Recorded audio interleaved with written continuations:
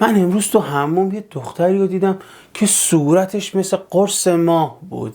وای خدا، یعنی چی؟ مگه مردم حامله میشه؟ سینه هاشو دیدی؟ چقدر خوشگل بود. آب از لب و لوچه حاجی ریخت. قشنگای من سلام، امیدوارم حال دلتون عالی باشه. با هم دیگه میریم سراغ یکی از قشنگترین داستانهای قدیمی ایرانی. روزگار قدیم تو همین شهر خودمون یه حاجی بود که 11 تا زن داشت.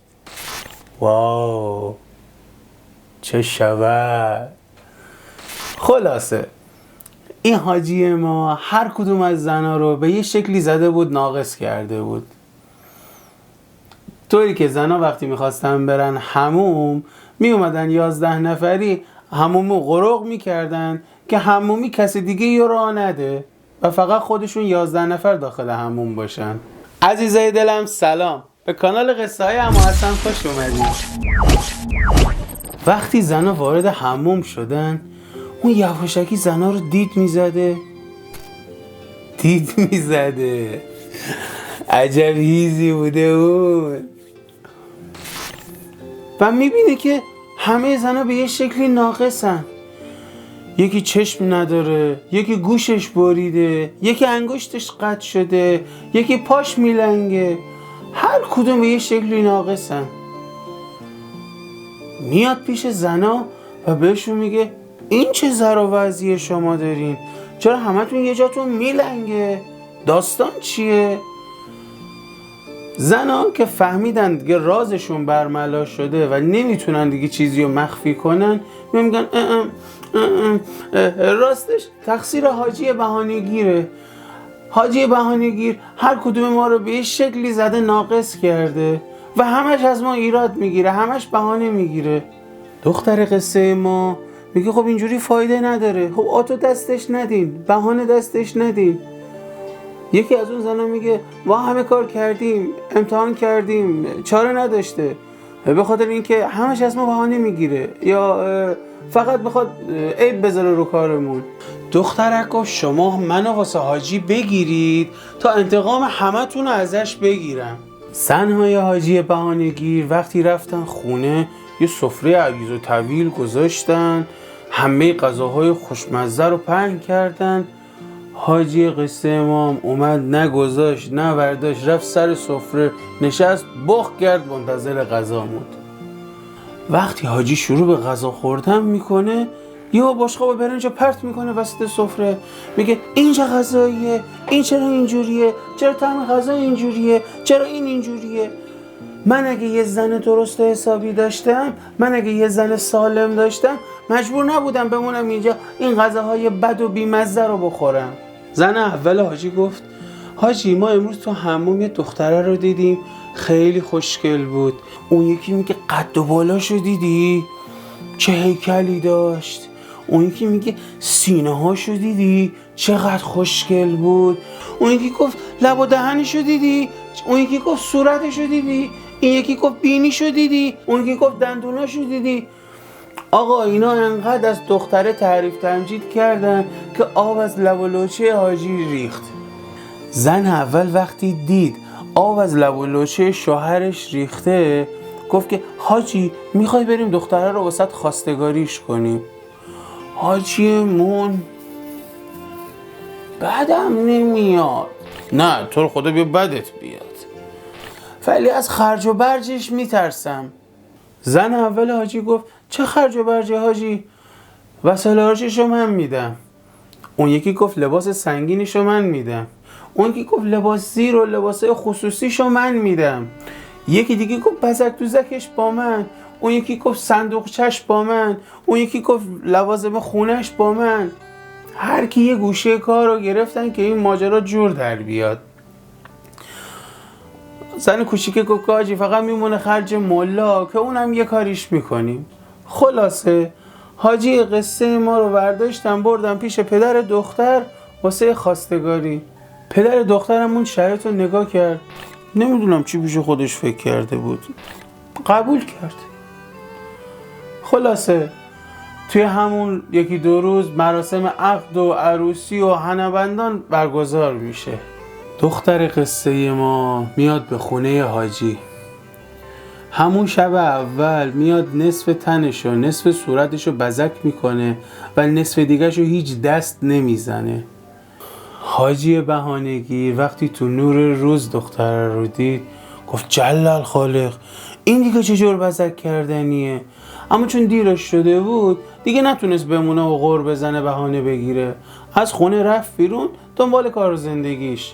توی راه یه گونی بادمجون خرید و اونو فرستاد خونه. تازه عروس گفت این تازه اولشه. حاجی دنبال بهانه است و ما نباید هیچ جوری دستش بهانه بدیم. اونا شروع کردن با بادمجون تمام غذاهایی که میشه با بادمجون درست کرد و درست کردن. توی همین بین یکی از عروسا داشت با پوستای بادمجون رو که جمع میکرد دید یه دونه از بادمجونا درست نشده است، خامه. تازه عروس برگشت گفت که اون بادمجون رو همونجوری بذار، شاید به کارمون اومد. شب حاجی بهانه‌گیر اومد و یه راست رفت نشست بالای سفره. وقتی سفره رو واسش آوردن غذا رو که دید گفت که شما از کجا میدونستی من چلو خورش بادمجون میخوام؟ شاید آش بادمجون میخوام، یعنی نباید به من یه صحبت بکنین، نباید نظر منو بپرسین. شروع کرد به غر زدن که یکی از عروسا رفت یه کاسه آش بادمجان واسش آورد. گفت اصلا کی گفته من آش بادمجان میخوام؟ شاید من دلمه بادمجان میخوام. یکی دیگه از عروسا رفت یه دیس دلمه بادمجان واسش آورد. حاجی بهانه‌گیر گفت که شاید من هوس کشک بادمجان کردم، یعنی شما نباید از من یه نظری بپرسین، چرا سر خود کار میکنین؟ یکی دیگه از عروسا رفت یه دیس کشک بادمجان واسش آورد. حاجی بهانه‌گیر وقتی دید هر چی میگه اینا میرن میارن گفت که شاید من میخوام یه بادمجون خام بردارم گلی کنم بهش مزه بزنم بخورم. وقتی حاجی این حرفو زد تازه عروس رفت همون بادمجون خام پوست نکنده رو گرفت خورد کرد ریخت تو دیس برداشت گفت حاجی بخور. حاجی هم که دیگه بخ کرده بود و هیچ راهی نداشت که بخواد بهانه بگیره، همون بادمجونه رو گرفت خورد و رفت خوابید بدون اینکه با کسی حرفی بزنه. حاجی کل طول این مدت داشت به این فکر میگه که من چطوری بتونم از اینا بهانه بگیرم. القصه صبح که بیدار شد رفت به بازار. توی راه یه گونی بزرگ خرید و رفت پیش حمال. به حمال گفت من میرم توی این گونی، تو منو ببر خونمون، منتها به زنا بگو تا وقتی که خود حاجی نیومده حق ندارین در این گونی رو باز کنین، در گونی رو بسته بذارید تا من خودم بیام. حاجی رفت داخل گونی موند. حمالم هن و هن کنم به زور حاجی رو کشید برد تا خونه و همونطوری هم که گفته بود به زناش گفت که این گونی رو حاجی فرستاده و گفته تا وقتی هم که من نیومدم اینو بازش نکنید. عروس وقتی گونی رو دید فهمید یه کاسه زیر نیم کاسه است. مدتی گونی رو زیر نظر گرفت تا اینکه گونی یه تکونی خورد. با تکون خوردن گونی گفت حتما حاجی داخل گونیه، رفته اون تو تا ببینه ما داریم پشت سرش چیا میگیم. عروس اومد جلو و بقیه زنا رو صدا کرد و گفت درسته حاجی گفته در گونی رو باز نکنین، ولی آیا درسته ما همینجوری عاطل و باطل بمونیم و دست به سیاه و سفید نزنیم؟ احتمالاً این گونی پر از چغندره و بهتر ما اینو بندازیم توی آب تا خیس بخوره. گفتن آخه پس جواب حاجی رو چی بدیم؟ گفتن حاجی گفته در گونی رو باز نکنی، در مورد شستن یا نشستن چغندر حرفی نزده که. تازه ممکنه بیا سر همینم از من بهانه بگیره که شما چرا اینو نشستین. بقیه زنا وقتی خوب فکر کردن گفتن درست میگه، چرا باید دست حاجی بهانه بدیم؟ اومدن چند نفری دور گونی رو گرفتن و گونی رو کشان انداختن داخل حوض آب. خلاصه زنا اومدن هر کدوم یه چوب برداشتن و گونی رو انداختن داخل حوض و با چوب افتادن به جون چغندرا که بخواد گلاشون رو تمیز بکنن. یه مقدار گذشت و دیدن رنگ آب حوض داره تغییر میکنه.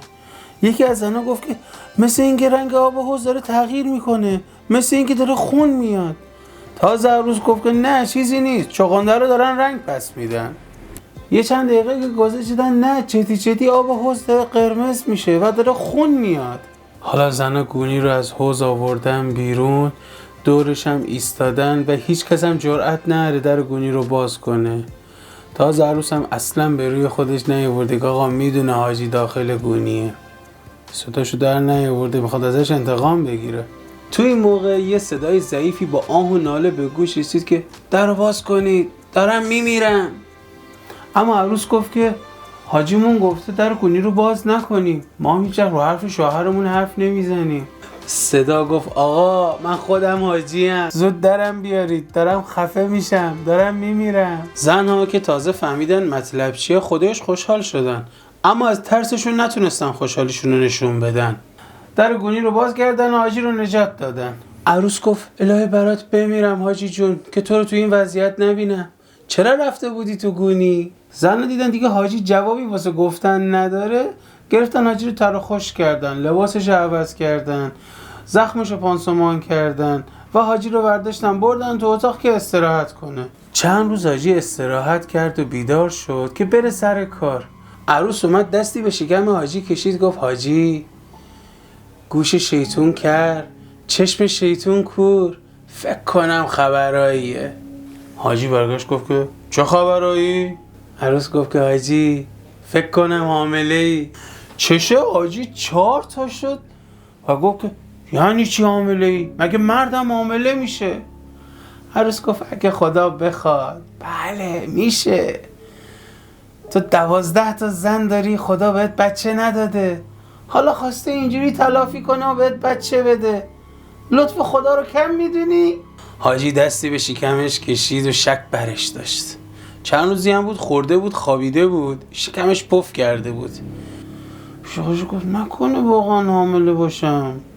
عروس گفت حاجی جونم سرخود نری بیرون ها، مردم چشمت میزنن، بمون خونه تخت بخواب تا من برم واسه یه قابله بیارم ببینم اوضاع از چه قراره. عروس حاجی رو برگردون به رخت خواب و برگشت رفت پیش زنا، گفت که به حاجی گفتم حامله‌ای. حاجی هم باورش شده، گرفته تخت خوابیده، نکنه مردم چشمش بزنن. زنا که هر هر میخندیدن گفتن یعنی چی؟ چطور همچی چیزی رو باور کرده؟ عروس گفت خودم خرش کردم، الانم میخوام یه بلایی سرش بیارم تا نتونه بین مردم سر بلند کنه. به نظر شما چه بلایی میخواد سرش بیاره؟ زنا گفتن هر بلایی سرش بیاری حقش مرتی که ذلیل مرده، انقدر که با بهانه‌های طاق و جفتش نذاشته یه آب خوش از گلوی ما بره پایین. زنا رفتن دور حاجی جمع شدن و عروس هم رفت با یه قابله هماهنگ کرد که بیاد بگه حاجی 4 ماه حامله است و نباید دست به سیاه و سفید بزنه و جم نباید بخوره. زنا زود دست به کار شدن، گوسفند سر زدن، آبگوشت مفصلی درست کردن، بین مردم برو بیایی رو انداختن. خیلی طول نکشید که خبر به گوش مردم رسید و مردم، دوست، آشنا، فامیل، همسایه دسته دسته اومدن خونه حاجی که ببینن اوضاع چه قراره. پیرمردی که ماجرا رو فهمید اومد بالا سر حاجی گفت حاجی خدا بد نده، چی شده؟ عروس به جاش جواب داد سلامت بشین حاج آقا، امروز معلوم شده حاجیمون 4 ماه حامله است، حالا گرفته خوابیده که نکنه خدای نکرده بچه بندازه. همه با تعجب همدیگه رو نگاه کردن، گفتن این چه حرفیه میزنی زن؟ مگه مردم حامله میشه؟ عروس گفت حالا که شده، قابلم اومده معاینه کرده، هیچ شک و شبهه‌ای توش نیست. یکی گفت اگه پسر بشه نور حاجی نوره، چه شود؟ عروس هم گفت انشالله که پسره و همه هر رو کر خندیدن. اون روز همه مردم دسته دسته اومدن بالا سر حاجی و هر کدوم یه مطلقی با حاجی پروندن و رفتن. پیرمرد گفت حاجی قباحت داره اینجور ولنگو باز خوابیدی و فکر میکنی حامله ای، پاشو برو پی کار کاسبیت مرد، مگه مردم حامله میشه؟ شب که شد خونه خلوت شد، حاجی پیش خودش فکر کرد که انگار واقعا عروس منو دست انداخته و یه طوری آبروی حاجی رو برده که باید سر بذاره به کوچه بیابون، چون حاجی میدونست مردم فعلا ولکل معامله نیستن و انقدر اینو مسخره میکنن که حاجی نتونه بین مردم سر بلند کنه. این شد که همون شب حاجی پا به فرار گذاشت و از شهرش رفت یه جایی که هیچ کس اونو نشناسه. حاجی قصه ما بعد از 10-12 سال در بدری گفت برگردم برم شهرم ببینم اگه آبا از آسیاب افتاده برم سر خور زندگی. هنوز به شهر نرسیده بود که دید چند تا از بچه‌ها دارن توی بیابون با هم دیگه بازی میکنن. پیش خودش گفت میرم به بچه‌ها نزدیک میشم و آمار شهر رو ازشون میگیرم ببینم تو شهر چه خبره. نزدیک بچه‌ها شد، گفت که آهای دارید چیکار میکنید اینجا؟ یکی از بچه‌ها گفت میخوایم بازی کنیم، اما این بچه همش بهانه میگیره و نمیذاره بازیمون رو سر بگیره. حاجی گفت آهای بچه بیا اینجا ببینم، چرا همش بهانه میاری نمیذاری بازی را بیفته؟ پسر گفت آخه دست خودم نیست، من پسر حاجی بهانه گیرم. حاجی گفت چرا پرت و پلا میگی؟ حاجی بهانه گیر دیگه کیه؟ پسر گفت بابای منه، 12 سال پیش منو زایید و از این شهر فرار کرد و رفت، منو تنها گذاشت. حاجی وقتی اینو شنید دیگه به شهر نرفت، برگشت رفت یه شهر دیگه که هیچ کی اونو نشناس و تا آخر عمرش هم همونجا موند. به نظر شما الان اون 12 تا زن بدون حاجی چیکار میکنن؟ ممنونتون میشم تا با سابسکرایب و نظرهای ارزشمندتون کمکم کنین بهترین محتوا رو براتون تولید کنم.